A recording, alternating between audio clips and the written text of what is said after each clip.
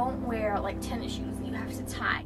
Another tip is when you're looking at something, when you're in a thrift store, you kind of get wrapped up in the atmosphere of it. So you need to be able to look at the actual individual item that you have in your hand. You have to look at each individually and think past, you know, just seeing them on the rack. Most importantly is to check every item that you get. Check the buttons. Make sure the buttons all the way down are there. If it has little buttons right here, check the cuffs. You want to make sure that the buttons on the cuffs are there if you're buying a cuff shirt. Make sure all the buttons are there. Make sure the cuffs are right. You want to check the seams too, because if you have, especially the main seams around the collar, the shoulders, and the waist, you want to see if, you know, the seams are coming apart, because you don't want to buy a shirt, wear it once, and it fall apart. It may be a good deal, but part of having a good deal is being able to wear it more than once. Look for stains. A lot of people will donate their clothes, or the clothes will end up in a thrift store because there is a stain on it. So just, you don't have to like inspect every little bit, but just give it a nice, you know, look under the little places. Just a quick little look over for stains, but you don't need to meticulously go through it. But definitely make sure that you check for stains.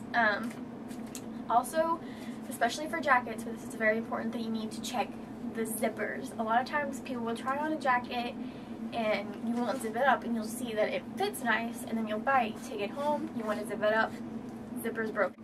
Oh, one thing is with your shoes. Whenever you're trying on shoes in a thrift store, they're usually going to be already worn, used shoes. So they can be really cute shoes on the outside, but check the soles.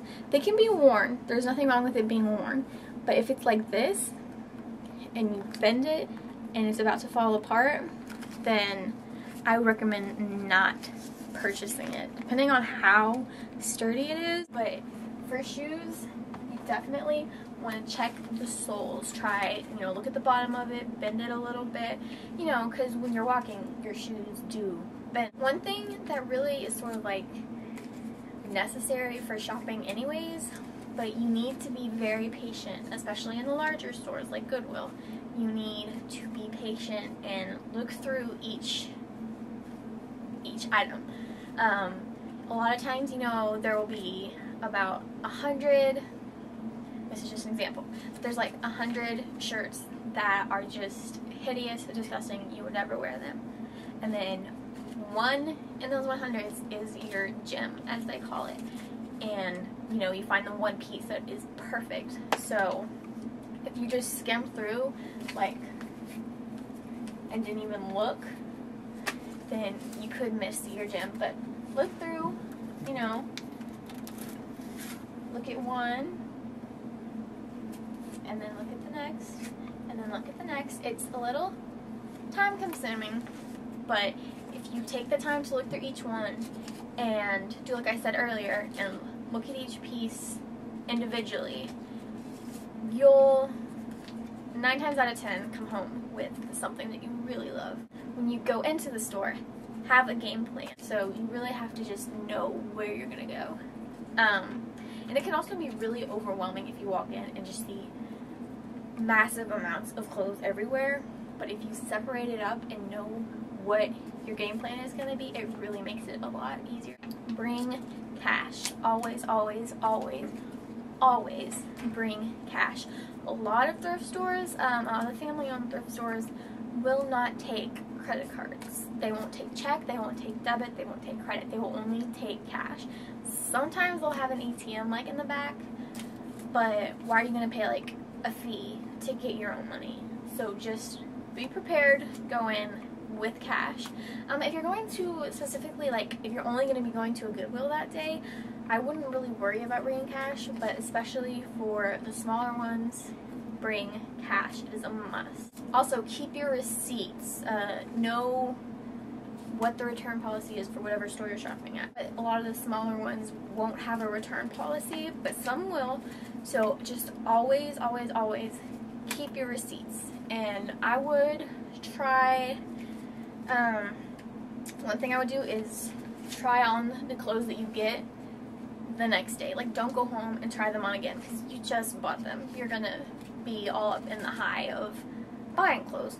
So if you wait for the next day, wait till the end of the day, and then try it on, be like, you know, I thought I liked this, but I really don't. That's why you keep your receipts, and you can take it back if you can. Also, when you go in,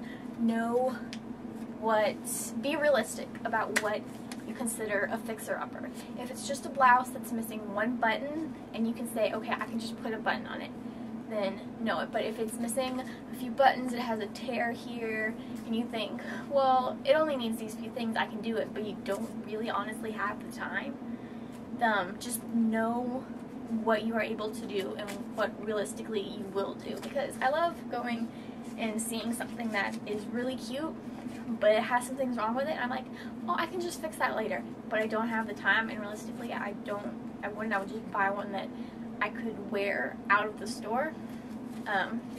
You may don't have the time to be a do-it-yourself person, to buy the jeans, to cover yourself in the shorts. I don't have the time for that, so just know before you do it. Last, and definitely not least, have a tailor. I bought this really cute blazer. It was $2, and it's really cute. It's like when you would find at any department store, but it has shoulder pads, like the ones you will find at a thrift store will have shoulder pads. And a lot of them are very easy to take out. You just cut one straight and they're gone. You don't damage any of the actual piece. But for this, I made a mistake and I didn't check the shoulder pads because this chocolate is not really, they're inside, there is no way to take them out. They're actually inside the jacket. So for things like this, it doesn't mean you can't buy it. I would definitely have a tailor who can take pieces like that. They can go and take the house back up instead of trying to do it yourself. If you want to stitch or, you know, tailor a suit jacket, you could mess it up and basically ruin what you just paid money for. Be smart about it.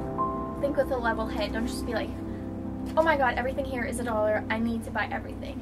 Think logically and be realistic, and most of all, just have fun. I mean, you can buy so many great things at the thrift store, and you just save so much money. So I mean, there's just a million different reasons why you could go to a thrift store, but the main thing is have fun. Like, it's such a good feeling to know that you saved so much money, and I don't know, I love it.